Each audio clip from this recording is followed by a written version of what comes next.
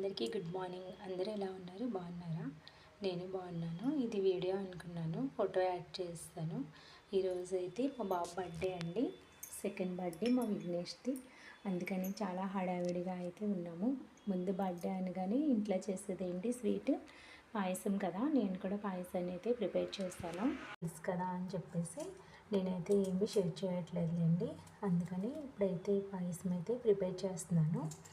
తర్వాత ఇంకా ఇదిగోండి మా చెట్లో ఉన్న అరటికాయలు అయితే ఈరోజు అది కూడా ముగ్గింది, తీసాము. ఇంకా కట్ చేసేసి అందరికీ ఇక్కడ వాళ్ళందరికీ ఇచ్చేద్దామని చెప్పేసి కట్ చేయించాము.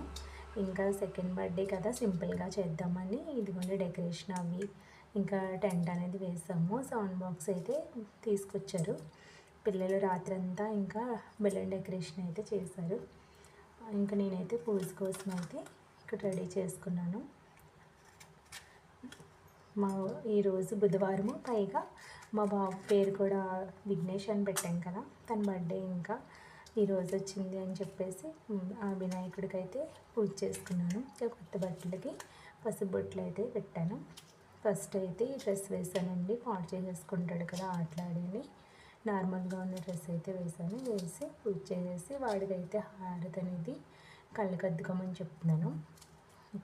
నా బ్లెస్సింగ్సే కాదు, ముందుగా అయితే ఆ దేవుడి బ్లెస్సింగ్స్ ఉండాలి కదా. పక్కన ఉన్నది మా బావగారు వాళ్ళ అబ్బాయి, తనకు కూడా నేను దేవుడి బ్లెస్సింగ్స్ అన్నీ ఉండాలని చెప్పేసి దండం పెట్టుకోమని చెప్తున్నాను.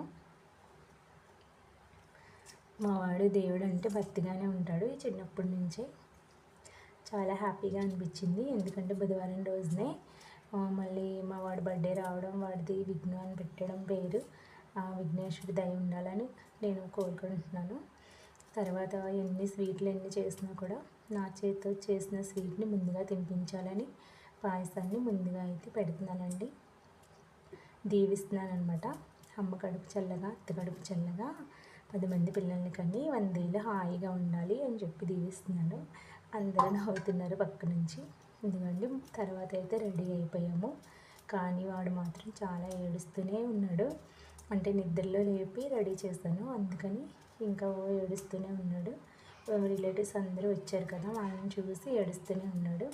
ఇంకా ఏదో వాడిని ఉడకబెడదామని చెప్పేసి మళ్ళీ డ్రెస్ చేంజ్ చేసేసి కొంచెం వాడిని ఉడకబెడుతున్నాను. ఇదైతే బర్త్డేకి అండి, కేక్ కట్ చేస్తున్నప్పుడు కూడా ఏడుస్తూనే ఉన్నాడు. అందుకని ఇంకా నేను వాడిని ఉడకబెట్టలేకపోయాను అనుకోండి. ఎవరైనా అప్పుడే తెలియదు కదా చిన్నపిల్లలకి బర్త్డేని ఎంజాయ్ చేయాలని. వాళ్ళకి కావాల్సిన ఆటలు, నిద్ర. తర్వాత ఇంకా ఏముంది, వాళ్ళకి స్వీట్స్, కేకులు, అదే కదా చాక్లెట్స్. అందుకని చెప్పేసి పాపం ఏడుస్తూనే ఉన్నాడు. అందరు రిలేటివ్స్ అందరూ వచ్చి ఇంకా అక్షింతలు వేశారు. కేక్ అనేది మేమే కట్ చేస్తామండి. ఇదిగోండి, మీరైతే బ్లెస్సింగ్స్ ఇవ్వండి మా బాబుకి,